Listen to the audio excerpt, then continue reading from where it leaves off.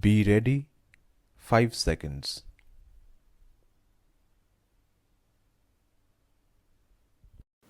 Yesterday, the Prime Minister said that no one can claim exclusive credit for Chandrayan 3. These are the common efforts and endeavors put by the team of our scientists with political and scientific will. In spite of that, we must say that the role of the Prime Minister or this government in bringing this Chandrayan 3 cannot be undermined. We want to wish and greet the government. I will now come to the latter part. Once universe and galaxy were treated as a riddle for mankind. Various countries, including the USA, used to send satellites to the moon and other planets. Thereafter came Russia and China. No doubt, India has got an exalted position today because Chandrayaan 3 has been launched and smooth landing has been effected. The parity which we claim today along with America, Russia, and China will give a message that India is second to none in space research hereafter. I must share in this house that Tamil is one of the classical languages recognized by the world and also by the government.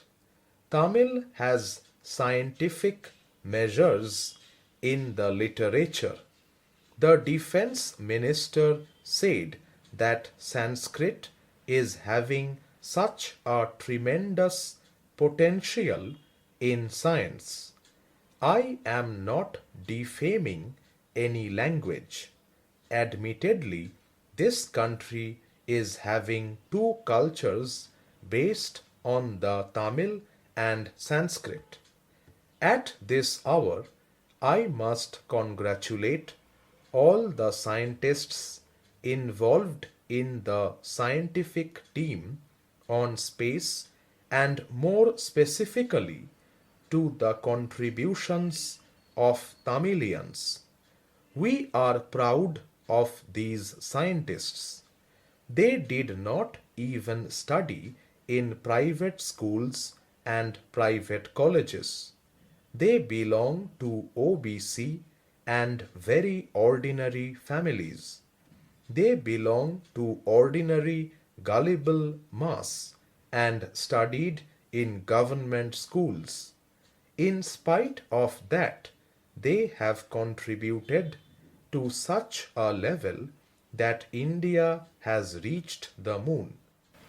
It is not due to the contributions made by students from convent schools or any other exalted institutions abroad, but from government colleges and schools.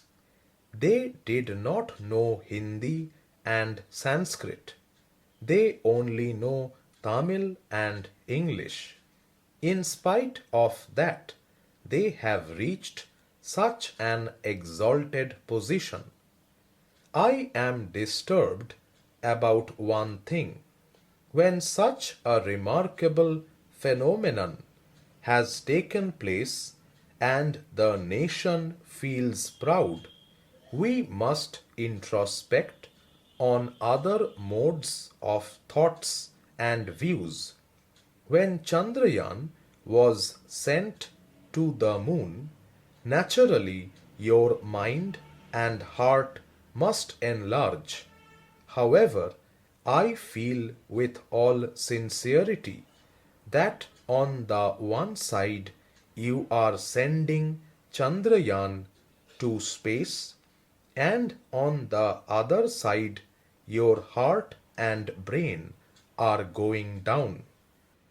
I must say that the government has realized the importance of biodiversity in our country, and that is why the Ministry of Environment, Forests and Climate Change has gone for the amendment of the Biodiversity Act and presented the Biological Diversity Amendment Bill.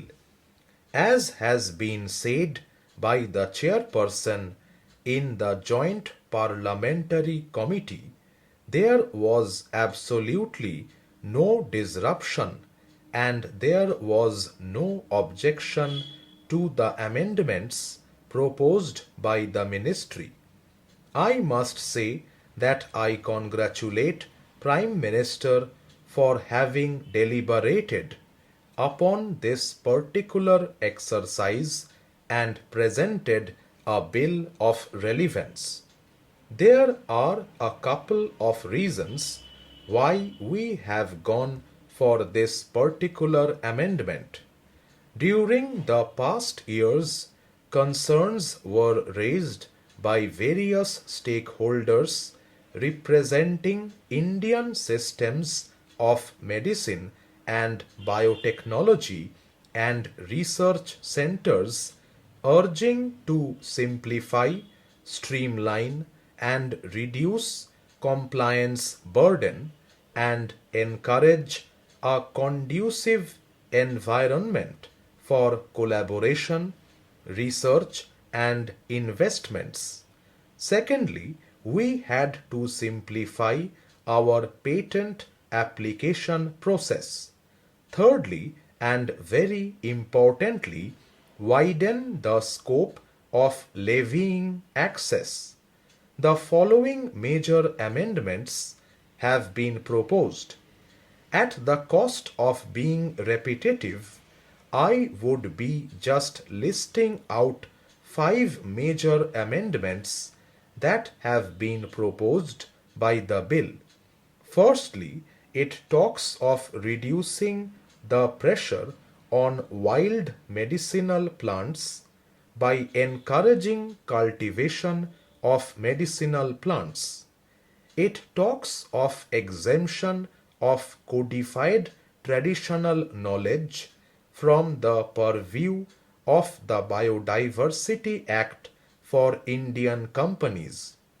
It aims at aligning the Biodiversity Act with the Companies Act.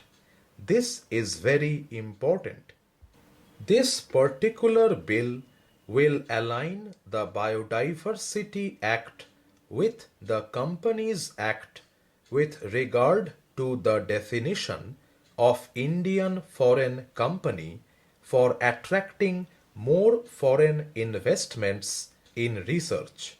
Fourthly, it will facilitate fast tracking of patent application process for Indians without compromising the national interest or rather international agreements where India is a party. Last but not least, and it is very important, I must congratulate the ministry for having actually deeply gone into it. It is a meticulous exercise. I take this opportunity to once again congratulate the minister and his entire team and the National Biodiversity Authority too. I am thankful to you for giving me this opportunity to speak on this very important bill. I would like to commend the government for being so proactive with respect to the needs and demands of Ayush practitioners and entrepreneurs and creating a holistic legal framework to address their concerns. Sir, many positive points are there. For example, there is an ease in compliance burden.